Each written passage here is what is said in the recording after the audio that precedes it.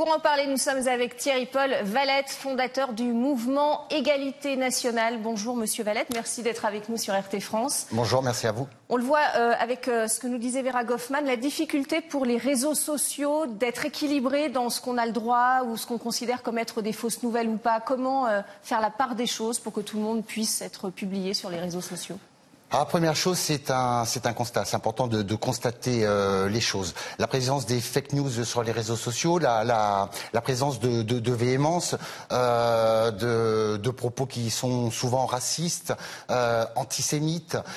De là à légiférer et à mettre en place une loi qui, à mon sens, portera atteinte considérable à la liberté de penser est une erreur de la part du gouvernement. Monsieur Macron doit proposer des solutions. On doit mettre en place des commissions parlementaires. Il y en a une en ce moment d'ailleurs qui auditionne plusieurs avocats à ce sujet. Exactement, la Commission européenne. D'ailleurs, il y a un sondage baromètre qui vient de sortir et qui ont aussi expliqué que finalement, les gens, dans le cadre des fausses rumeurs, donc des fake news, ont en général le savoir du fait que c'est une fausse rumeur. Simplement, ils la colportent. Les gens aiment bien colporter. Les gens ont ce rapport à la rumeur. C'est quelque chose de aussi un petit peu particulier, un petit peu français.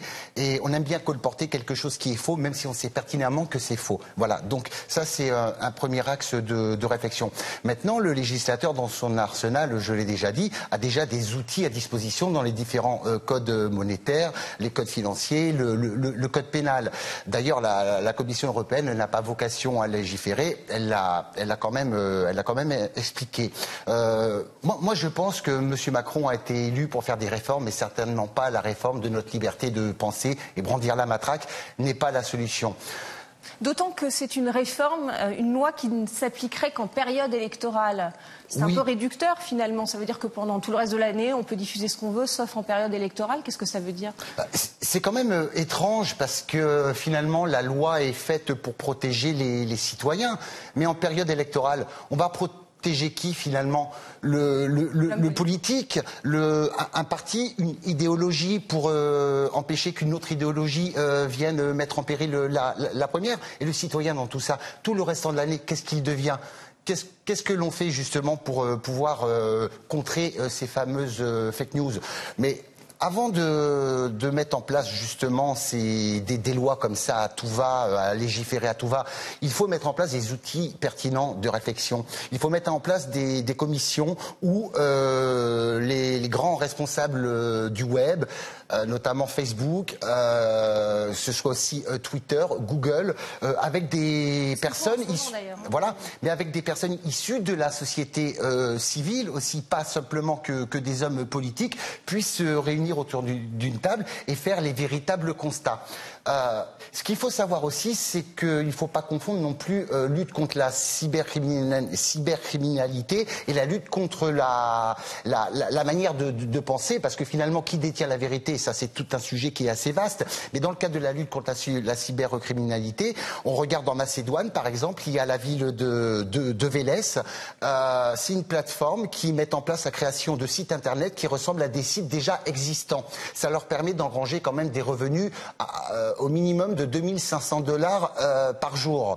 Simplement, on a affaire au grand banditisme, à la cybercriminalité organisée. Et derrière, bien évidemment, c'est très bien que ça va soutenir des entreprises terroristes type Daesh et Al-Qaïda.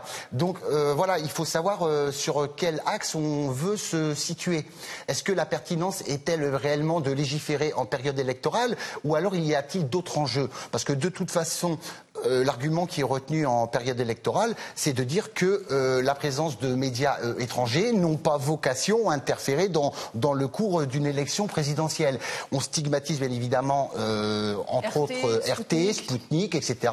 On a expliqué que l'élection de Trump, je vais pointer du doigt Le Monde, qui a sorti un article il y a peu de temps, qui expliquait que le Brexit le référendum en Catalogne et l'élection de Trump étaient liés et dus aux fake news. Or, il y a des études canadiennes qui montrent que finalement, il y a eu très peu d'impact. Voilà, il y a eu très peu d'impact. Oui. Il faut surtout pas confondre la notion de fake news avec la désinformation.